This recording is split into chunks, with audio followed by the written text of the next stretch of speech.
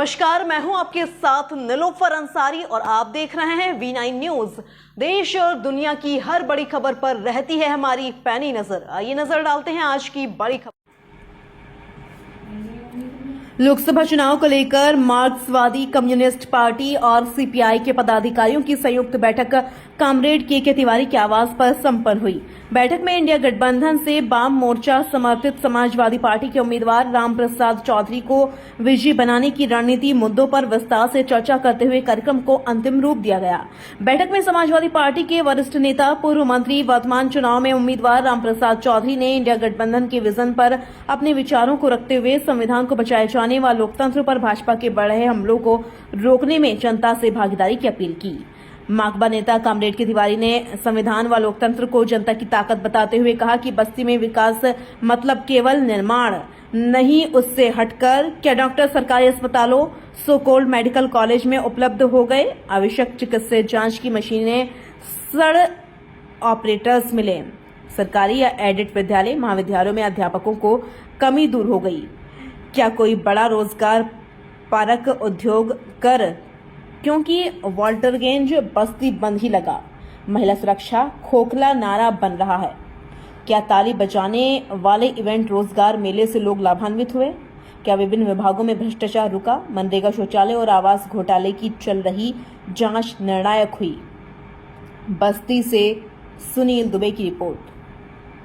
बदलने का दावा कर महंगाई का हाल आप अनुभव ले लियो, मनरेगा हो, कोई भी योजना हो। दूसरी ओर ऐसी ताकतें इंडिया गठबंधन के रूप में जो किसानों मजदूरों के आंदोलन से उपजे हुए गठबंधन का ये स्वरूप है, जिसके तहत तमाम राजनीतिक दल मिलकर संविधान बचाने के लिए, लोकतंत्र पे हमले रोकने के लिए, दो निर्वाचित मुख्यमंत्रियों को जेल भेजने वाली तानाशाही सरकार है, इसके खिलाफ कुछ भी बोलना अपराध है, फर्जी मुकदमों में फंसाने की साजिश हो रही। दूसरी ओर चाहे वो हमारे मानदेय कर्मी हो, आंगनबाड़ी हो, आशा हो, रसोईया हो, लगातार आप सब लोगों ने आंदोलन किया है 5 साल, एक भी रुपया ही बढ़ाने का वादा नहीं किए, न बढ़ाए। महंगाई थोपने वाली, गैस सिलेंडर का दाम बढ़ाने वाली। इंडिया गठबंधन ने ये वादा किया है, चूंकि दिल्ली में सरकार बनाने जा रहे हैं, इसलिए लोकतंत्र पे हमले का प्रतिरोध करना जरूरी है।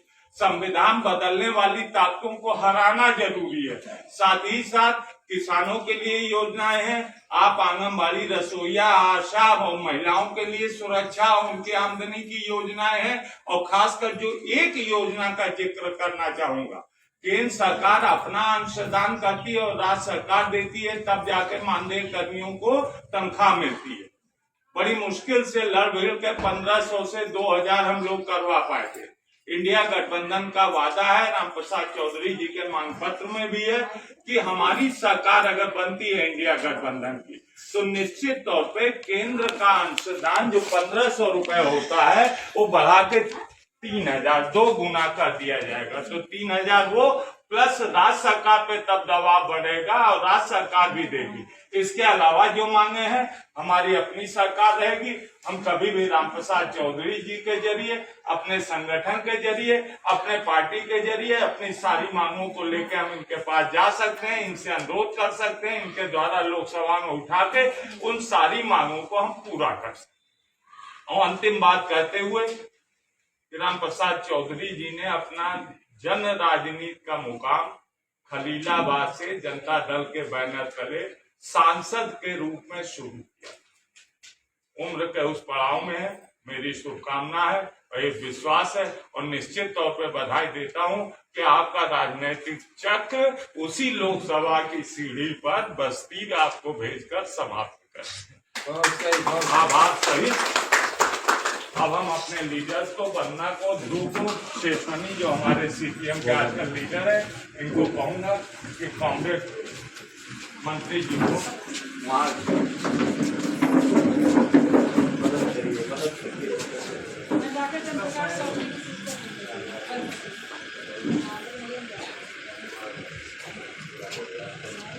बीजेपी को साफ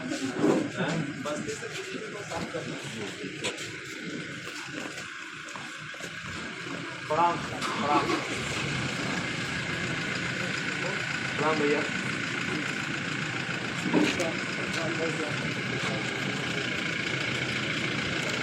समाजवादी पार्टी जिंदाबाद, CPIM जिंदाबाद, जिंदाबाद जिंदाबाद।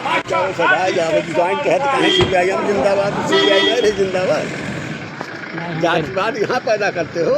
अब आइए बैठिए बात